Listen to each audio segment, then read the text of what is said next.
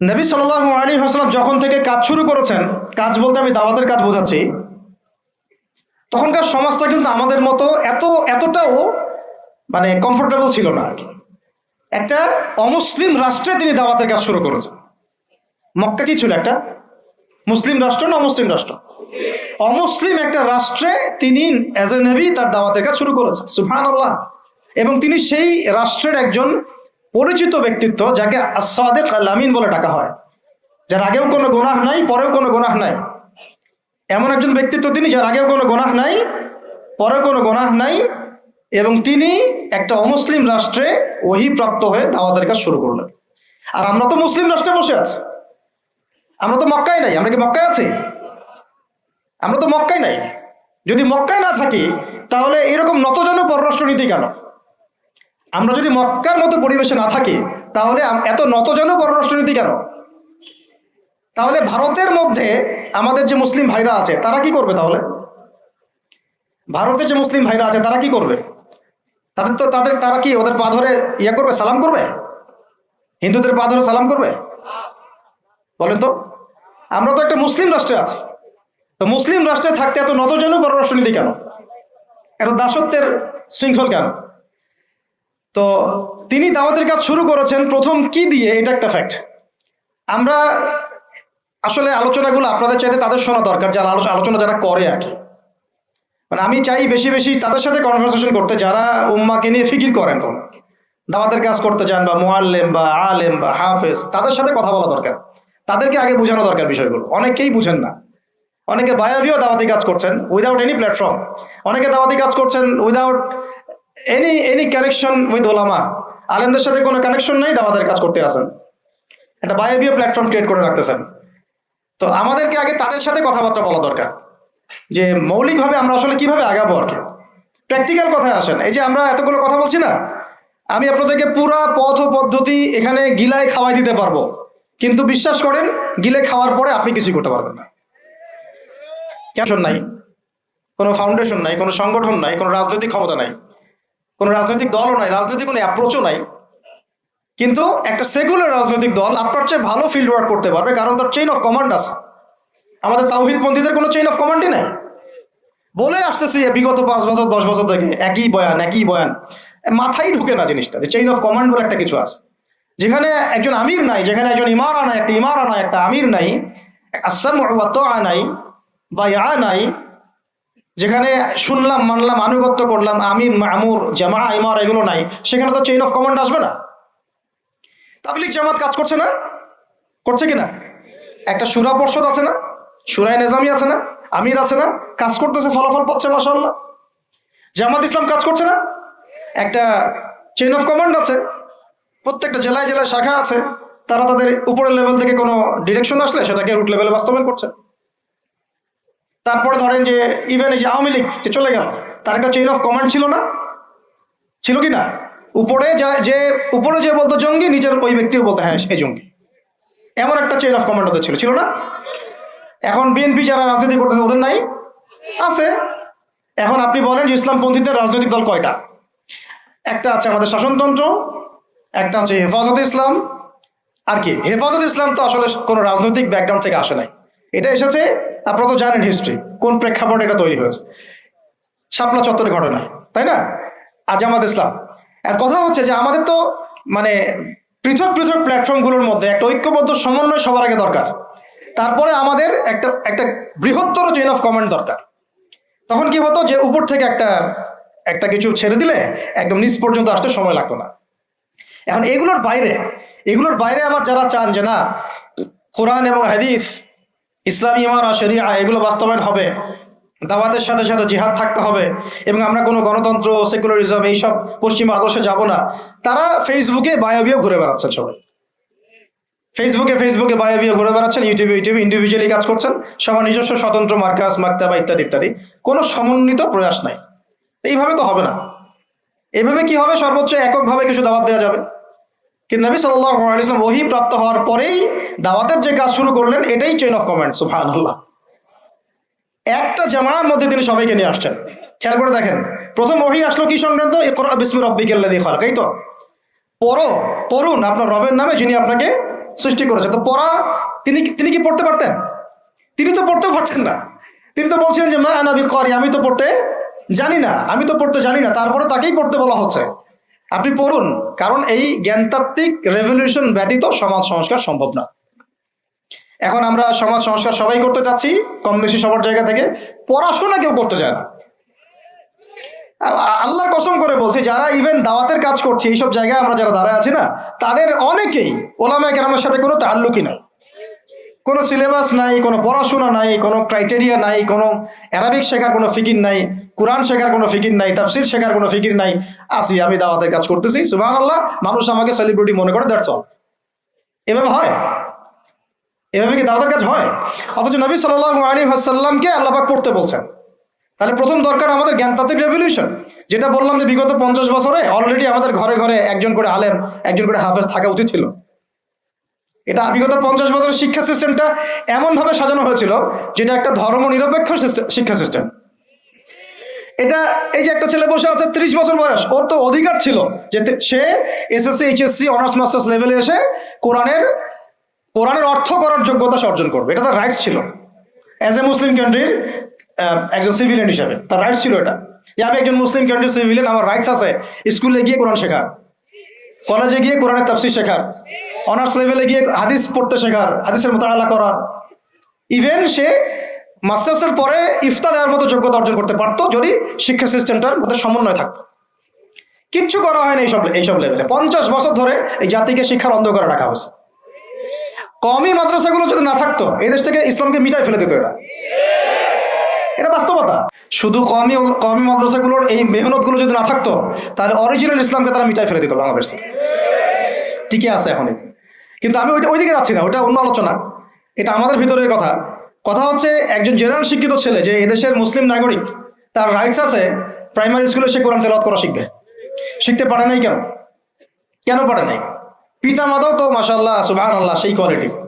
ছেলে 10 বছরে কিছু শিখুক না শিখুক, বাংলা ইংরেজি অঙ্ক তাকে শিখতে হবে। কোরআন হাদিস এগুলো তো কোনো বিষয় না। এগুলো কোনো বিষয় হলো? আপনাদের কাছে আল্লাহর কসম এগুলো দামি না। ওই একদিন দুদিন ওয়াজ মাহফিলে আইসা আবেগ দেখার, কোরআন হাদিসের পরে যদি মহব্বত থাকতো, ছেলেকে তো আলেম বানাইতেন আপনি, ছেলেকে তো আপনি একজন হাফেজ বানাইতেন কমপক্ষে। আপনি তো ছেলেকে এমনভাবে গড়ে তুলেছেন আপনার জানাজাই পড়তে পারবে না। তো আমাদের এই স্কুল কলেজ পড়ুয়া ছেলে মেয়েদের রাইটস ছিল এগুলো শিখতে পারে নাই। অনার্সে পড়ে তার বয়স কত? 20 থেকে 25 বছর। 25 বছরে সে 25টা সূরা জানে না, 25টা সূরার নামই জানে না, 25টা সূরার নাম বলতে পারে না। কোরআন বিধান কায়েম করতে আসছেন আপনি, সুবহানাল্লাহ, 25টা হাদিস বলতে পারেন না, 25 জন নবীর নামও বলতে পারে না। ইভেন আমাদের নবী সাল্লাল্লাহু আলাইহি ওয়াসাল্লামের সিরাতের জীবনীটা, পাতলা কিতাবটাও সে কখনো জীবনে পড়ে দেখে নাই। এই অবস্থা মাস্টার্সেও বিসিএসও সব জায়গায় একই চলছে। আর বিসিএস এ যে ভাইবা হয় সেখানে কি ইসলাম ধরা হয়? বিসিএস এর ভাইবা যখন হয় তখন তাকে কোরআন তেলাওয়াত জিজ্ঞাসা করা হয়? তাহলে আপনি কোরআন তেলাওয়াত করতে পারেন না, রাষ্ট্র চালাবেন কিভাবে? কোরআনের সাথে কোনো তাল্লুক নাই। তার মানে আপনাদের কনসেপ্ট হচ্ছে রাষ্ট্র আলাদা, কোরআন আলাদা, মানে রাষ্ট্র চালাতে কোরআন লাগে না। আপনার কনসেপ্ট এটাই। হ্যাঁ, না হলে তো কোরআন আপনি আনতেন সিলেবাসে, তাফসীর আনতেন, হাদিস আনতেন, সিরাত আনতেন।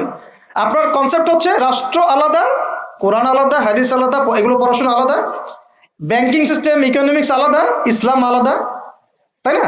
রাজনীতি আলাদা, ইসলাম আলাদা, তারপরে সংস্কৃতি আলাদা, ইসলাম আলাদা, শিক্ষানীতি আলাদা, ইসলাম আলাদা। এই কনসেপ্ট হচ্ছে এদেশের 90% মানুষের কনসেপ্ট। এরা সবাই শিরকের মধ্যে আছে, আল্লাহর কসম করে বলতেছে, এরা সবাই শিরকের মধ্যে আছে।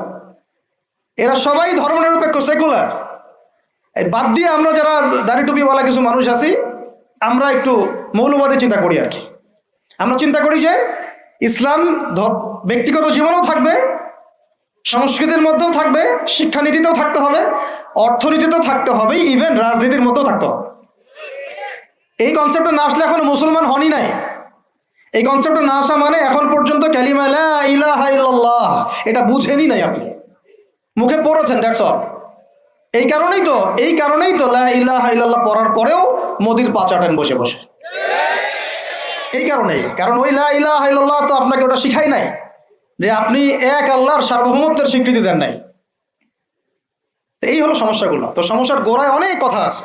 এখন নবী সাল্লাল্লাহু আলাইহি ওয়াসাল্লাম কিন্তু দাওয়াতের কাজটা এই যে সিরাতের আলোকে যেটা বলছেন সমাজ সংস্কার এবং দিন প্রতিষ্ঠা এবং সমকালীন সব সংকট দূর করা, এটা শুরু করতে হবে জ্ঞানতাত্ত্বিক রেভলিউশন থেকে। পড়াশোনা করা শুরু করে দেন, আদারওয়াইজ আপনাদের সামনে ধ্বংস ছাড়া কিচ্ছু বাকি নেই। কি পড়াশোনা করবেন? অবশ্যই ইসলামিক কারিকুলাম থাকতে হবে, এরপরে আপনি জেনারেল লাইনের পড়াশোনা করেন, কোনো সমস্যা নাই। আর এই পড়াশোনা একা একা করা যাবে না, ওস্তাদের সহবত লাগবে, ওলামায়ে কেরামের সহবত লাগবে। আমি তো এটা বলি যে আপনি কারো লেকচার শোনার আগে আপনি আগে চেক করবে যে তার ওস্তাদ কে, কোথায় সেদিন শেখে, কার কাছ থেকে সেদিন শেখে, কোত্থেকে সেই এলেমগুলো অর্জন করছে, তার লোক কোথায়। আবেগে ভাসলে হবে না এখন বিষয়টা। তো পড়াশোনার এখন যে আরো 20 বছর পড়াশোনা না করে আমি কোনো কাজ করতেই পারবো না এমনটাও না, কিন্তু পড়াশোনা আগে শুরু করা। এখন আপনার কাজ পড়াশোনা শুরু করা, ইকরা বিসমি রাব্বিকাল্লাযী খালাকের হক আদায় করা এবং ওস্তাদের সহবতে থাকা। যেমন জেনারেল লাইনে পড়েছেন 20 বছর, একা একা গিয়ে পড়েছেন না, প্রতিষ্ঠানে গিয়েছেন, ডেইলি ক্লাস করেছেন, টিচারের সহবতে ছিলেন, বেতন দিয়েছেন, ব্যাসে থেকেছেন, তারপরে আরো কি করেছেন? বাবার জমি বিক্রি করে দিয়েছেন, বাবা মায়ের জমি বিক্রি করে। সেম অন্তত পক্ষে এতটুকু যতটুকু আপনি জেনারেল লাইনের জন্য করেছেন, জেনারেল লাইনে যদি যতটুকু করেছেন, ত্যাগ, শ্রম, মেধা খরচ, কষ্ট স্বীকার করা, এর যদি অর্ধেকও যদি দিন শিক্ষার জন্য করতে না পারেন, আপনি নিজেও মুনাফেক, আমরা নিজেরাও মুনাফেক। তখন বেশক আমাদের মধ্যে নেফাকি আছে। সুবহানাল্লাহ, আপনি একটা ডিগ্রির জন্য একেবারে 20 বছর ঢালতে পারেন, 20 কোটি টাকা ঢালতে পারেন, বাপের জমি বিক্রি করতে পারেন, মেসে থাকতে পারেন, ঢাকা বিশ্ববিদ্যালয়ের সেই লাইফ লিড করতে পারেন, এক বিছানায় 2 জন থাকি, ফ্লোরের মধ্যে ফ্লোরিং করে থাকা, হাজার হাজার লাখ লাখ টাকা খরচ করা, কষ্ট করে সকালে ওঠা, রাত জাগা, পড়া, পরীক্ষা দেওয়া, অ্যাসাইনমেন্ট, কত কি। আমি তো জানি এগুলো, আপনারা তো অনেকে না জানেন, আমি তো জানি, আমরা তো ইউনিভার্সিটিতে পড়েছি। এই পরিশ্রমগুলো আপনি করছেন অনলি ফর একটা সার্টিফিকেট আর একটা চাকরির জন্য, আর এর 10% কেন 5% আপনি করতে চান না দিনী শিক্ষার জন্য। তো আমি মুনাফেক না হলে এই পৃথিবীতে আর মুনাফেক কে আছে? তো এই মুনাফেকদেরকে দিয়ে আপনি দিন কায়েম করবেন নাকি? শোনেন, আবেগ দিয়ে বিপ্লব হয়, আবেগ দিয়ে কি হয়? আবেগ দিয়ে বিপ্লব হতে পারে, আবেগ দিয়ে শরিয়া খিলাফা কায়েম হয় না। আবেগী হয়ে একটা বিপ্লব হতে পারে, আবেগ দিয়ে শুধু আবেগ দিয়ে শরিয়া খিলাফা কায়েম হবে না। শরিয়া খিলাফা কায়েম হয়েছে কাদের হাতে? সাহাবীদের হাতে। কাদের হাতে? আমাদের জিন্দেগি যখন সাহাবীওয়ালা হবে তখন শরিয়া কায়েম হবে। চল, পড়াশোনা করে না, সাহাবীওয়ালা জিন্দেগি কিভাবে যাপন করবে? ওলামায়ে কেরামের সাথে তাআল্লুক নাই, সাহাবীওয়ালা জীবন কিভাবে যাপন করবে? নামাজের ঠিক নাই, সাহাবীওয়ালা জীবন হইল কিভাবে? কোরআন তেলাওয়াত করতে পারেন না, সাহাবীওয়ালা জীবন হইল?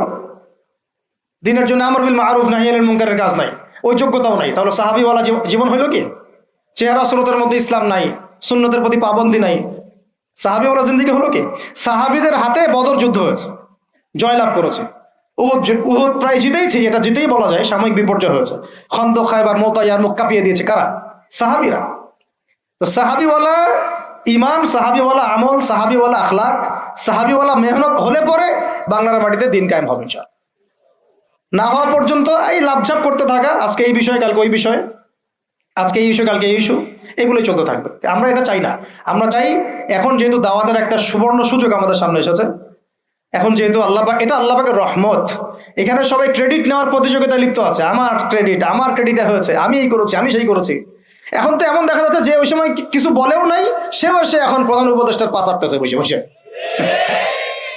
কি সুবহানাল্লাহ! মানে রক্ত দিল এক ভাই, মানে বছরের পর বছর কারাগারে পচে মরল একদল, বছরের পর বছর, দিনের পর দিন, মাসের পর মাস আয়না ঘরে ধুকে ধুকে মরল আর একদল। ঠিক আছে, বললাম তখন থেকে বের হলে কেউ সুস্থ থাকে না। বছরের পর বছর মামলা মোকদ্দমা হচ্ছে একদল, এক একজনের ঘাড়ে 3টা 4টা 5টা 10টা 20টা করে মামলা। হ্যাঁ, তারপরে বছরের পর বছর এই ফ্যাসিজমের বিরুদ্ধে দাঁড়ানোর কারণে দেশ থেকে বিতাড়িত হয়েছে একদল, হয় নাই? শাপলা চত্বরে রক্ত দিয়েছে আর একদল। তারপরে এই ছাত্র ভাইদের হাজার হাজার পঙ্গু হয়ে পড়ে আছে বিভিন্ন জায়গায় আর একদল, আর শত শত মানুষ আছে প্রাণ দিল আর একদল, আর উড়ে এসে জুড়ে ক্ষমতায় বসলো আর একদল। সার্কাস চলতেছে, এবং এখন তাদের লেজুর ভিত্তি করতেছে আরেক দল, তাদের লেজুর ভিত্তি করতেছে নতুন আর একটা সম্প্রদায়, নতুন এক প্রাণী। তার চক্ষু লজ্জাও নাই এদের, চক্ষু লজ্জাটুকুও না।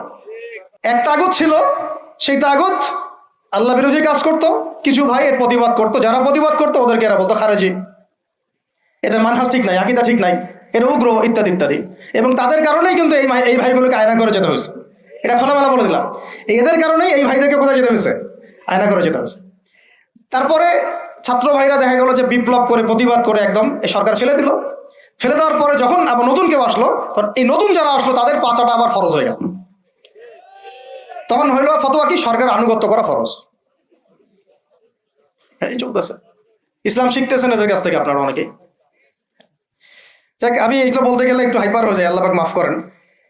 আস্তাগফিরুল্লাহ আল্লাযী লা ইলাহা ইল্লা হুয়াল হাইয়ুল কাইয়্যুম ওয়া আতুবু ইলাইহি। মূল পয়েন্টে আসি, অনেক লম্বা আলোচনা করতে পারবো না। এই শুরুটা করবেন কোত্থেকে বলেন? না, শুরুটা করবেন একবার ইখলাস ঠিক রাখা। দিন কায়েম করবো সিরাতের পদ্ধতিতে। অন্য কোনো পদ্ধতি আছে? আব্রাহাম লিঙ্কনের পদ্ধতি চলবে? কার্ল মার্কসের পদ্ধতি চলবে? ওই চীনের মাও সেতুংয়ের পদ্ধতি চলবে? ওই ইতালির মুসোলিনির পদ্ধতি চলবে? কার পদ্ধতিতে দিন কায়েম করব? একমাত্র মুহাম্মদ রাসূলুল্লাহ সাল্লাল্লাহু আলাইহি ওয়াসাল্লামের শেখানো সিরাতের সুন্নতেই আগাতে হবে। এর আগাতে গিয়ে প্রথম কাজ আপনার আমার কি? ইখলাস ঠিক রাখা, রিজিক হালাল করা, নবীর তরিকা ফলো করা, তারপরে দ্বীনের ইলম অর্জন করা। একা একা ইলম অর্জন করবেন? ওলামায়ে কেরাম খুঁজে বের করবেন। ওলামায়ে কেরাম সব জায়গাতেই আছে, আলহামদুলিল্লাহ, এটা আমাদের সৌভাগ্য। আর আপনি দেখবেন যে কারা নিজেদেরকে জাহির করে না, মুহাক্কিক ওলামায়ে কেরাম নিজেকে জাহির করেন না। হকপন্থী ওলামায়ে কেরাম যারা, তারা নিজেদেরকে এইভাবে জাহির করেন না, এজহার করেন না যে আমি এত বড় পণ্ডিত, আসো আমার কাছে, এইভাবে তারা কথা বলেন না। তা বরং তারা নিজেদেরকে আড়াল করে চলেন, তারা বিনয়ী হন। এবং আপনারা দেখবেন না যে আহলে ফেসবুক ওয়াল জামায়াতের মধ্যে কার পপুলারিটি বেশি, এইটা দেখতে যাবেন না। আপনারা দেখতে যাবেন বড় বড় ওলামায়ে কেরাম কার পিছনে ছোটেন।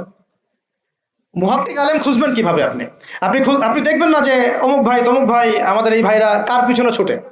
বরং আপনি দেখবেন যে হ্যাঁ, বড় বড় ওলামায়ে কেরামগণ কার পিছনে ছোটেন, এবং সেই মূল উৎস থেকে জ্ঞান অর্জন করার চেষ্টা করবেন। ইনশাআল্লাহ পাক তৌফিক দান করেন, আমিন।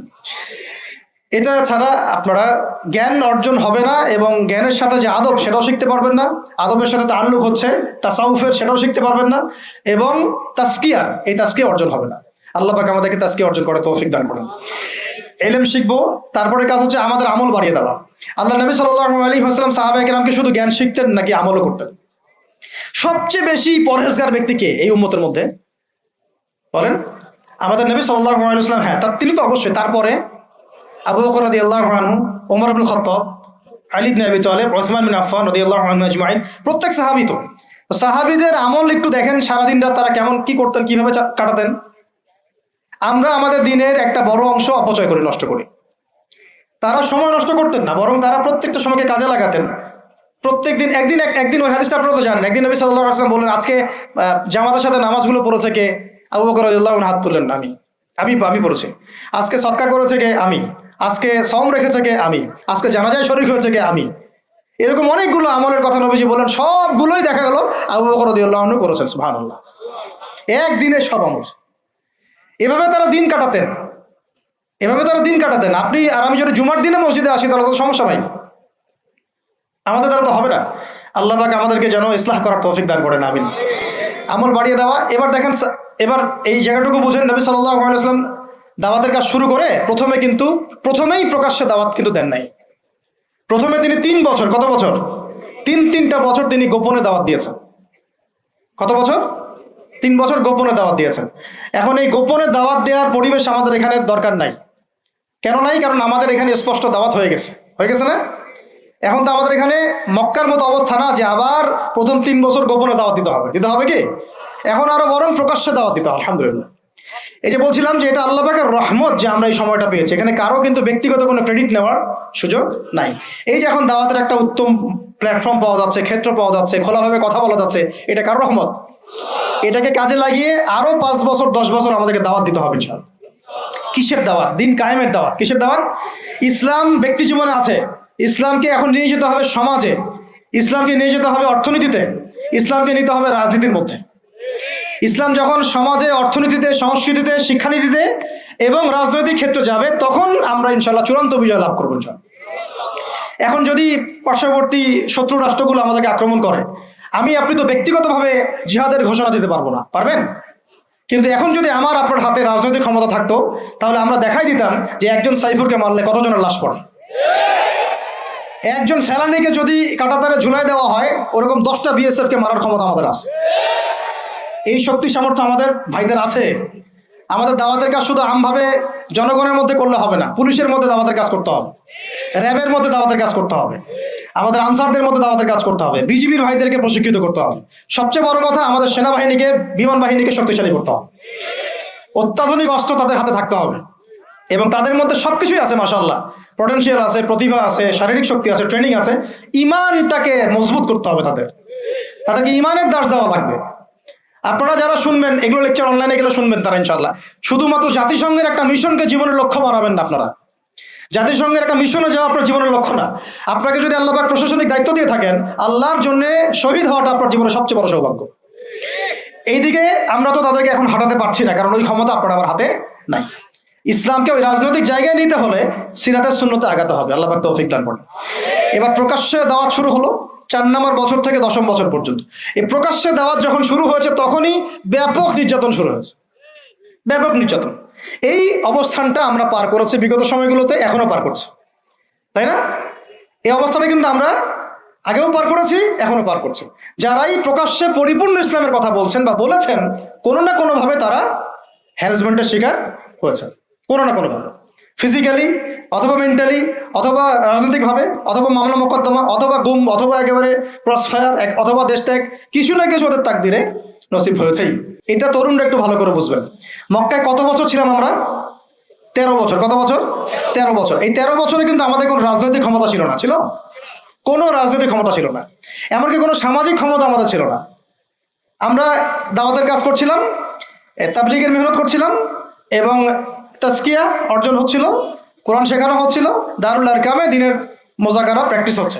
আমাদের কিন্তু কোনো রাজনৈতিক ভিত্তি মক্কায় নাই। এই কারণে মক্কাতে কিন্তু সশস্ত্র জিহাদেরও আয়াত নাজিল হয় না, হয়েছে? হয় নাই। মদিনায়, এখন মদিনা থেকে যখন 6 জন যুবক আসলেন, এই 6 জন যুবকের নেতার নাম আসাদ বিন জুরারাহ রাদিয়াল্লাহু আনহু। তো তিনি এসে যখন বায়াত করছেন নবীর কাছে, তো তিনি আগে থেকে জানতেন যে শেষ জামানায় একজন নবী আসবে।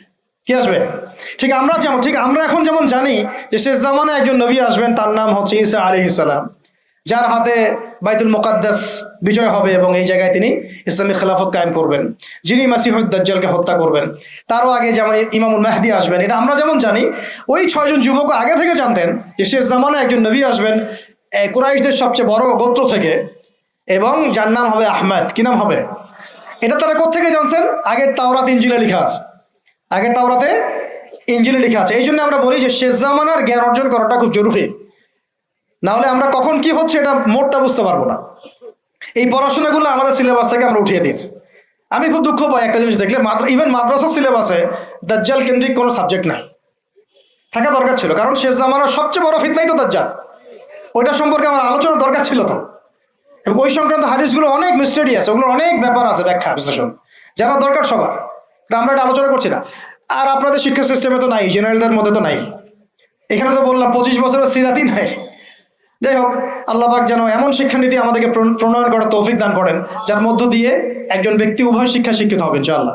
এই যে ইয়াসরিবের 6 জন যুবক, তারা যখন ইসলাম কবুল করে চলে গেল, তারা বসে থাকে নাই। যুবকরা এটা ভালো করে শুনে, তারা ইসলাম কবুল করার পরে কেউ বসে থাকে নাই, তারা দাওয়াতের কাজ করতে থাকলেন। মদিনায় গিয়ে, কোথায়? মক্কাও অমুসলিম রাষ্ট্র, মদিনাও কি তখন কিন্তু অমুসলিম রাষ্ট্র, তখন কিন্তু সবাই মদিনায় ইসলাম কবুল করে নাই। আর আমরা বসে আছি বাংলাদেশে মুসলিম রাষ্ট্রে, তাও দাওয়াতের কাজ নাই। কথা বুঝতে পারছেন? তারা অমুসলিম রাষ্ট্রে নিজের জীবনের ঝুঁকি নিয়ে, তারা তো তখন সবাই কাফের, মুশরিক, তাই না, মূর্তি পূজারী, তাদের মধ্যে দাওয়াতের কাজ করেছে। যেমন ভারত একটা রাষ্ট্র, এটা একেবারে মূর্তি পূজারী রাষ্ট্র, তাই না, গরুর গোবর টোবর খেয়ে বেড়াচ্ছে। তো এইরকম রাষ্ট্রে তারা দাওয়াতের কাজ করেছেন, তাওহীদের কালিমা লা ইলাহা ইল্লাল্লাহর কথা বলেছে। আর আমাদের এই দেশে কথা বলতেই কলিজা কাঁপে। বিষয়টা বুঝতে পারেন, তারা সাহাবীদের সাথে আমাদের কত পার্থক্য, তাই না?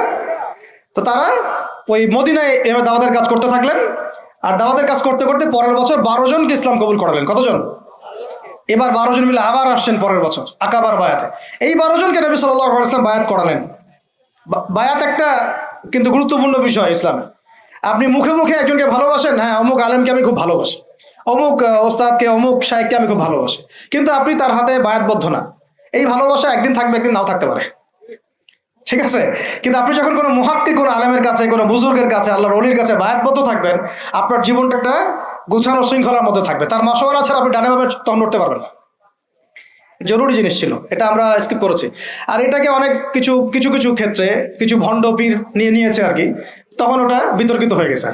কিন্তু এটা কিন্তু একটা গুরুত্বপূর্ণ কাজ ছিল। যেমন আপনি কারো হাতে বায়াতবদ্ধ, তার মানে আপনি তাকে আপনার মুরব্বী মানেন। আপনার কি মানেন? মুরব্বী। এই সিলসিলা চলে আসছে রাসূল সাল্লাল্লাহু আলাইহি ওয়াসাল্লাম থেকে। এখন এই 12 জনকে নবীজি বায়াত করালেন। এই 12 জন একটা রিকোয়েস্ট করলো, ইয়া রাসূলুল্লাহ, আমাদের মদিনা একটা উর্বর জায়গা, আপনি যদি আপনার সাহাবীদের মধ্যে একজন যোগ্য সাহাবীকে পাঠাতেন, তাহলে উনি গিয়ে মদিনায় দাওয়াতের কাজ করতো, তাহলে ইসলাম আরো সম্প্রসারিত হতো। এটা কাদের কথা ছিল? এই 12 জনের। তো এবার নবী সাল্লাল্লাহু আলাইহি সাল্লাম, সুবহানাল্লাহ, আবু বকর রাদিয়াল্লাহু আনহু কে না, উমর রাদিয়াল্লাহু আনহু কেউ না, হামজা রাদিয়াল্লাহু আনহু কেউ না, হ্যাঁ, আর কে, আব্দুর রহমান বিন আউফ রাদিয়াল্লাহু আনহু কেউ না। জান্নাতের সুসংবাদ প্রাপ্ত 10 জন সাহাবী যে লিস্ট আছে, এই লিস্টের কোন সাহাবীকে তিনি পাঠালেন না, বরং তিনি একজন ধনীর দুলাল ছিলেন। ইসলামের জন্য সব বিসর্জন দিয়েছেন, এমন ভাবে বিসর্জন দিয়েছেন যে তার গায়ে ফসকা পড়ে গিয়েছিল। উহুদ যুদ্ধের দিন তাকে দাফন করা হয়েছে শাহাদাতের পরে, মানে কাফনের 2 টুকরা কাপড় পর্যন্ত পাওয়া যায় নাই।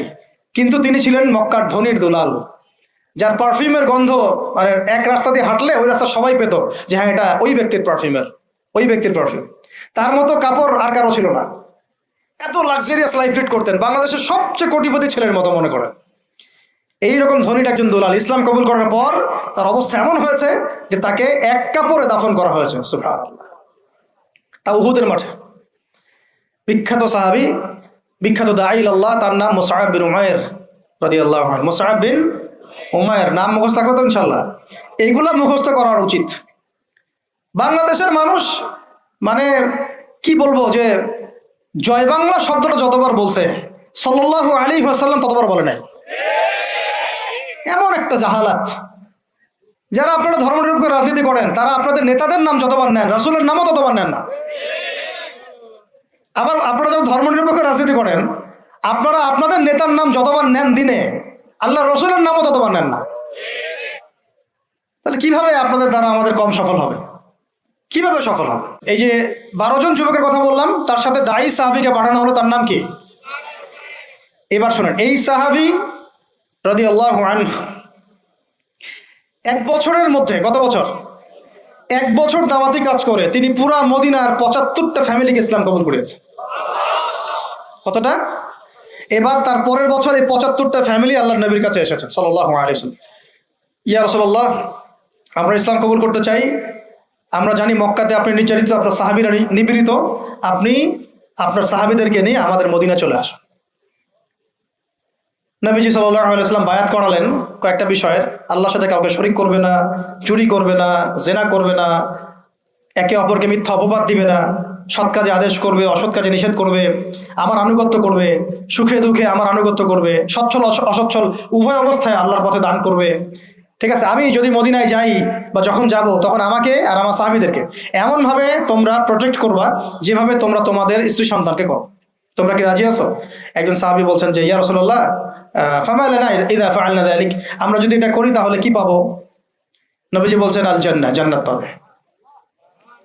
কিভাবে? জান্নাত পাবে।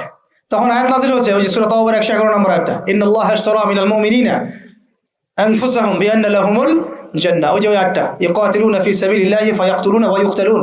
এই যে পুরো আয়াতটা নাযিল হয়েছে কিন্তু এখানে পুরো নেশনটাকে এখন কোথায় যেতে হবে? এই মদিনা রাষ্ট্রে যেতে হবে। আমরা এখনো মদিনা রাষ্ট্রে যেতে পারি নাই। এবার আমরা 75টা ফ্যামিলি চলে গেলাম মদিনায়, মক্কায় আমাদের কেউ নাই। গুটি কয়েক মানুষ আছেন যারা যেতে পারে নাই, মাযুর। বেশিরভাগ চলে গেছেন কোথায়? মদিনায়। আর কিছু আছেন আবিসিনিয়ায়, কিছু আছেন কোথায়? আবিসিনিয়ায়, কিছু আছেন মদিনায়। এই হলো মদিনায় হিজরত করার পরে মসজিদ নির্মাণ করা হয়েছে। কি নির্মাণ করা হয়েছে? মসজিদটা একটা পার্লামেন্টের মতো ছিল, শুধু নামাজ রোজার জায়গা না, একটা পার্লামেন্টের মতো, একটা সংসদের মতো। এখান থেকে ডিসিশন পলিসিগুলো মেকিং হতো। তারপরে আনসার যারা ছিলেন সেখানে সাহায্যকারী, তারা হলেন আনসার। আর যারা হিজরত করে গেলেন তারা হলেন মুহাজির। নবীজি আনসার আর মুহাজিরদের মধ্যে ভ্রাতৃত্বের বন্ধন স্থাপন করলেন।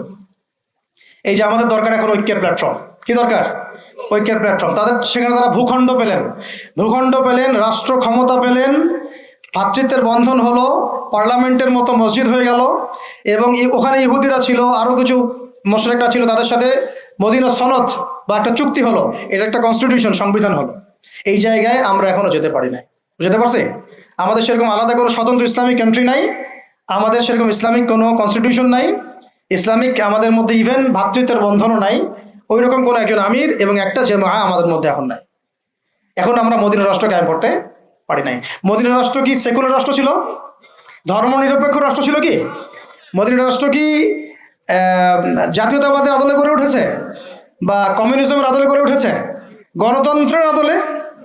মদিনা রাষ্ট্র গড়ে উঠেছে শরিয়ার আদলে, মানে কোরআন এবং সুন্নাহর বিধানের আলোকে। ওখানে কি অন্য ধর্মের মানুষরা ছিল না? ছিল। তাদের সাথে কোনো কনফ্লিক্ট হয়েছে? তাদের অধিকার খর্ব করা হয়েছে? হ্যাঁ, তাদের সাথে জুলুম হয়েছে? না, বরং তাদের সাথে আমরা হৃদ্যতা মহব্বতের সম্পর্ক রেখে চলেছি, যতক্ষণ পর্যন্ত না তারা কোনো ফল্ট করেছে। যেমন বনু কোরাইজা ফল্ট করেছে, ওর সাথে যুদ্ধ হয়েছে, বের করে দিয়েছে। বনু নাজির ফল্ট করেছে, ওকে বের করে দেওয়া হয়েছে। বনু কাইনুকা ফল্ট করেছে, ওকে বের করে দেওয়া হয়েছে। যখন যে চুক্তি ভঙ্গ করেছে তখন তার সাথে আমরা আক্রমণাত্মক আচরণ করেছি, শাস্তিমূলক। কিন্তু যতক্ষণ পর্যন্ত ওরা চুক্তি ভঙ্গ করে নাই, আমরা সবাই মিলে একটা ঐক্য সংহতি রক্ষা করেই চলেছি। আমরা কি এখন ওরকম কোনো রাষ্ট্র পেয়েছি?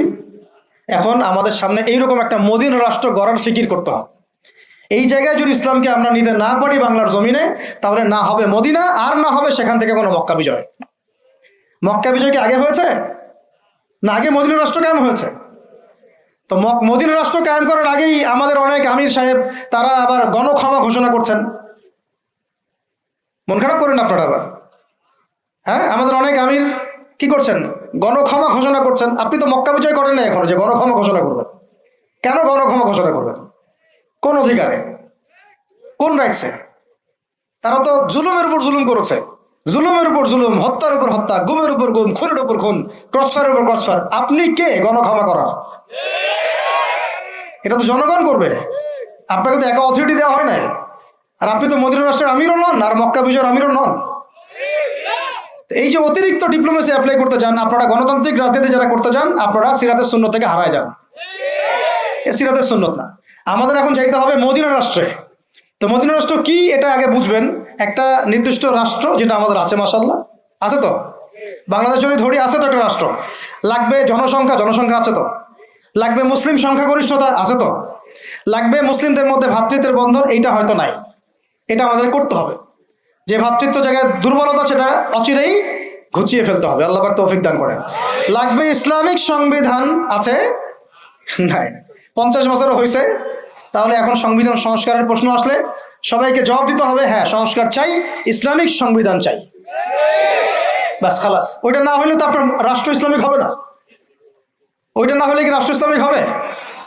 আমাদের আবেগ, কেউ লিখে দিল উপরে বিসমিল্লাহির রহমানির রহিম, মানব রচিত সংবিধানের উপরে লিখে দিল বিসমিল্লাহির রহমানির রহিম। বাঙালি তো একদম আবেগে মাতোয়ারা। আরে বাপরে বাপ, আমাদের তো সংবিধানে বিসমিল্লাহ আছে। বিসমিল্লাহ বলে ভাই মদ খাইলে লাভটা কি? নিচে তো মদের লাইসেন্সের দেওয়ার কথাও আছে, নিচে তো ট্রান্সজেন্ডারও আছে, নিচে তো আরো অনেক কিছুই আছে, সমকামিতাও আসতেছে। তো বিসমিল্লাহ উপরে থাকলে আমার লাভ কি আর ক্ষতি কি? বিসমিল্লাহ উপরে থাকার পর যখন A to Z ইসলামিক থাকবে তখন বুঝবে হ্যাঁ এটা ইসলামিক কনস্টিটিউশন হয়েছে। আছে ওটা নাই, তাহলে এটা করতে হবে। তারপরে দেখবেন একজন আমাদের প্রেসিডেন্ট লাগবে, মুসলিম প্রেসিডেন্ট, যিনি উমর রাদিয়াল্লাহু আনহুর মতো ইনসাফ আদালত কায়েম করবেন সব। এবং আমরা আনসার ও মুহাজিরদের মধ্যে ভ্রাতৃত্বের বন্ধনে থাকবো, আপোষের মধ্যে কোনো কোন্দলে যাব না, তাদের আনুগত্য করে চলবো ইনশাআল্লাহ। আছে এরকম কিছু হয়েছে? হয় নাই। এরপরে নবী সাল্লাল্লাহু আলাইহি ওয়াসাল্লাম সামরিক বাহিনী গঠন করেছেন, এটা আমাদের আছে মাশাআল্লাহ। খালি তাদেরকে ইমানি প্রশিক্ষণ দেওয়া দরকার।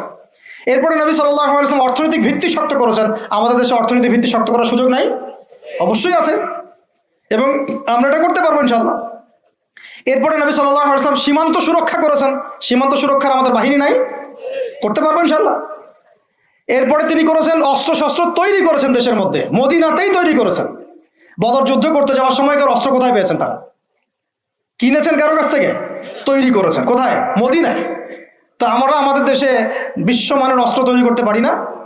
করা হয়েছে বিগত 50 বছরে? হয় না। তারপরে সারিয়া অভিযান হয়েছে, প্রথমেই কিন্তু গাজওয়ায়ে বদর হয় নাই, প্রথমেই কিছু কিছু সারিয়া হয়েছে, টহল বাহিনী পাঠিয়েছেন নবী সাল্লাল্লাহু আলাইহি ওয়াসাল্লাম, দেখো ওইখানে কাফেলা আক্রমণ করো, ওইখানে কাফেলা আক্রমণ করো।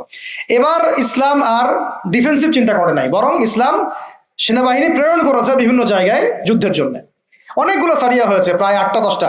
তারপরে আবু সুফিয়ানের কাফেলাকে আক্রমণকে কেন্দ্র করে বদরের যুদ্ধ হয়েছে। মদিনা রাষ্ট্র গড়ার পরে আস্তে আস্তে পররাষ্ট্রনীতি হয়েছে, বিভিন্ন গোত্রে গোত্রে দাওয়াত বাড়ানো হয়েছে, এরপরে আস্তে আস্তে মুসলিমদের রাষ্ট্রের আয়তন বাড়তে থাকছে, অর্থনীতি সমৃদ্ধ হতে হতে হতে রয়েছে। পাশাপাশি আমরা ওই হেরাক্লিয়াস, রোম সম্রাট হেরাক্লিয়াস, পারস্য, এইটা ওইটা পুরো বিশ্ব রাজনীতি তখন আমরা কাঁপায় ফেলছি। এক পর্যায়ে হুদাইবিয়ার সন্ধি হয়েছে, পরবর্তীতে তাবুক হয়েছে, মোতা হয়েছে, নবীর ইন্তেকাল পরে ইয়ারমুকও হয়েছে। এর মাঝখানে আপনার ওই চুক্তির যে দফাগুলো ছিল হুদাইবিয়ার, ওটা ভঙ্গ করার কারণে মক্কা আক্রমণ করা হয়েছে, মক্কা আমরা বিজয় করেছি। এটা সংক্ষেপে বললাম, ইনশাল্লাহ কোনো একদিন আরো বিস্তারিত কথা হবে। মূল কথা হচ্ছে এই যে মদিনা রাষ্ট্র থেকে মক্কা বিজয় এই পর্যন্ত কিন্তু অনেক ঘটনা ঘটেছে।